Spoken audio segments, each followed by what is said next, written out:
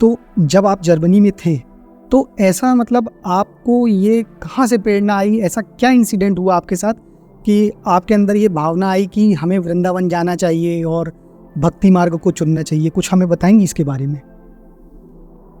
मैं पहले से प्रार्थना कर रही थी भगवान से कि आप मुझे दिखाइए कि आपको कैसे पूजना है, आप कौन है, क्या है, मतलब कैसे मिल जाएंगे।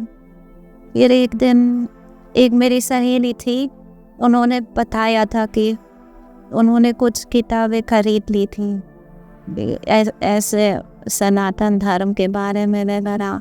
उन्होंने कहा कोई हिंदू वाले मंक थे, वो बेच रहे थे हमारे शहर। मैंने उनको बोला मुझे भी एक किताब दे देना, मैं भी पढ़ना चाहती हूँ। उन्होंने कहा मुझे नहीं पता कहाँ रखा है, मैं नहीं दूँगी। फिर मैंने भगवान से प्रार्थना की कि भगवान मुझे भी ऐसे किताब चाहिए आपके बारे में। फिर कुछ दिन बाद एक ऐसे आदमी हमारे स्कूल के सामने खड़े थे और उनके हाथ में बहुत सारी किताबें थी। मैंने सोचा कि शायद ये होंगे।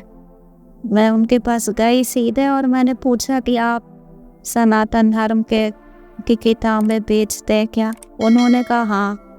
फिर मैंने पूछा एक किताब का क्या दाम है, पैसे दे दिए। फिर स्कूल बस में पढ़ने लगी और तुरंत लगा कि ये कुछ असली चीज़ है और मैं बहुत खुश हो गई कि अब भी मिल गया कुछ। फिर घर पहुंच के मैंने अपने बड़े भाई को बोला था कि मैंने आज एक बहुत विशेष किताब खरीद ली। उन्होंने ऐसे देखा मुझे कि क्या किताब? मैंने कहा ये मैंने दिखाया वो कृष्णा के बारे में, ये भगवान के बारे में। फिर उन्होंने कहा मैंने भी 3 ले ली। उन्होंने भगवद गीता भी लिया था। मैंने तो ऐसे लिया और मेरे भाई ने बहुत सारे प्रश्न पूछे थे और हमारा घर का पता भी दे दिया था उन भक्त को। और फिर कुछ समय बाद उन्होंने एक पता लिखा था और पूछा था भाई से कि कैसे लग रही हैं किताबें और कभी आपका मन हो तो हम आ जाएंगे मिलने के लिए।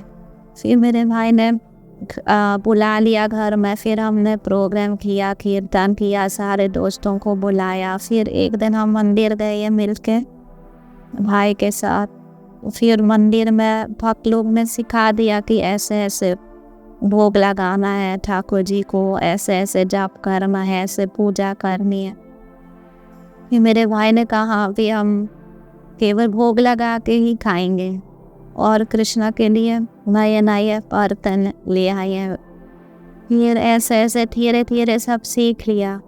फिर स्कूल के बाद मैं मंदिर में रहने लगी। वहाँ जर्मनी में वो लड़कियों के लिए भी ब्रह्मचारिणी आश्रम है, वहाँ रह रही थी 5 साल के लिए। और फिर वहाँ रह के कोई सन्यासी लोग आ जाते थे, वृंदावन के बारे में बताते थे, दिखाते थे कि ये भगवान का घर है, वहाँ नित्य रहते हैं, वृंदावन छोड़ के कहीं नहीं जाते हैं और उनकी नित्य लीला वहाँ चलती रहती है।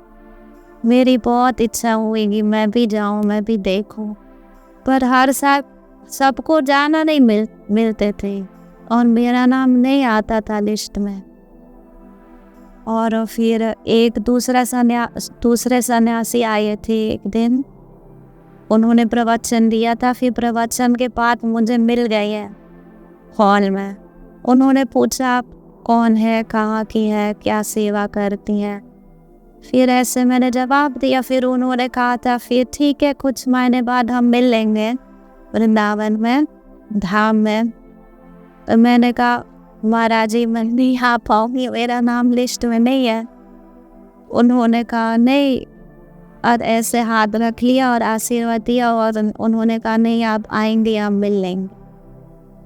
और उसके बाद मेरी मम्मी का फ़ोन आया 2 दिन बाद कि आपकी नानी कुछ पैसे देना चाहती थी, पर आपको हाथ में नहीं देंगी, आपको कुछ छुट्टी में जाना है कहीं मंदिर से तो दे देंगी पैसे। मैंने कहा मुझे इंडिया जाना थी। फिर ऐसे उस आशीर्वाद मिलने के बाद फिर हर साल आती थी यहाँ। और फिर 2001 में गुरुकुल में सेवा, मतलब उनके टीचर ट्रेनिंग कोर्स चलता था। फिर मेरे टेम्पल प्रेसिडेंट ने कहा था कि आप भी वहाँ जाओ, आप टीचर ट्रेनिंग कोर्स ले लो और वहाँ टीचर बनना। तो ऐसे 2001 आ गई थी मैं। और यहाँ पे जब जैसे आपने बताया कि आप गुरुकुल में आई और यहाँ पे आपने कई चीज़ों की मतलब ट्रेनिंग ली, तो आप ये बताएंगे कि गुरुकुल का कैसा एनवायरनमेंट था? मतलब गुरुकुल में आपको क्या सीखने को मिला या आपको क्या अच्छी चीज़ें लगी गुरुकुल में? मतलब मैं स्टूडेंट नहीं थी, वो जैसे बच्चे लोग पढ़ने के लिए आते थे तो मैं असिस्टेंट टीचर थी। तो सुबह सुबह उनको 3:45 बजे लगभग उठाते थे, फिर उनको नहलाते थे, उनको धोती पहनाते थे, तिलक लगाते थे, फिर मंदिर ले जाते थे 4:30 बजे। फिर एक माला जप करते थे, फिर उनको महाप्रसाद मिलता था मिठाई मंदिर से और 1 ग्लास दूध। फिर और कुछ बताते थे कृष्णा के बारे में, भगवद गीता का कुछ ऐसे स्टोरी सुनाते थे, कुछ गेम खेलते थे। फिर बाद में फिर मंदिर ले जाते थे, उसके बाद नाश्ता होता था, फिर वो लोग स्कूल जाते थे। वो दूसरे टीचर करते थे, उनका गणित, संस्कृत, हिंदी जो भी सीखना था। और फिर लंच के लिए हम बच्चे लोग ले आते थे स्कूल से और लंच खिलाते थे, फिर होमवर्क करवाते थे, थोड़ा खेलते थे, फिर डिनर खिलाते थे, सुलाते थे, कुछ स्टोरी सुना के वगैरह। और बच्चे लोग उनको खूब अच्छा लगता था, और मंदिर में खूब नाचते थे कीर्तन में, और कभी ड्रामा करते थे उनके साथ, कृष्ण लीला का, गोवर्धन लीला वगैरह ऐसे। और श्लोक याद करते थे, तो मंदिर जाने के समय श्लोक जोर जोर से बोलते थे बच्चे लोग, ऐसे अच्छा लगता था।